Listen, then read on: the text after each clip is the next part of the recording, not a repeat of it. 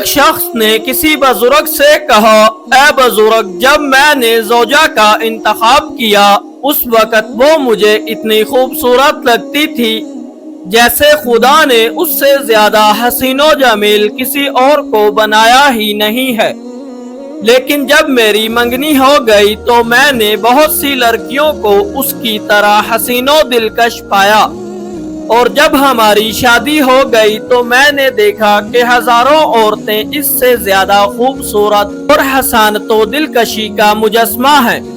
شادی کے چند سال بعد مجھے اپنی بیوی سے زیادہ دوسری خواتین بہتر لگنے لگیں۔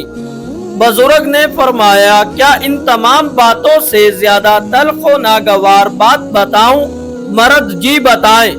بزرگ نے کہا، انسان دنیا کی تمام عورتوں سے شادی کے بعد بھی یہ احساس کرے گا کہ اس کے محلے کی حفاظت کرنے والے کتے بھی اس کی تمام بیویوں سے زیادہ خوبصورت ہیں۔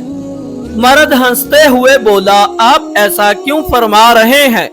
بزرگ نے فرمایا، مسئلہ بیویوں میں نہیں بلکہ مسئلہ یہ ہے کہ جب انسان کے پاس حریص قلب، لالچی آنکھیں شرم خدا سے خالی ہوں تو مجال ہے کہ ان کی آنکھوں کو خاک قبر کے علاوہ کوئی اور چیز پر کر سکے۔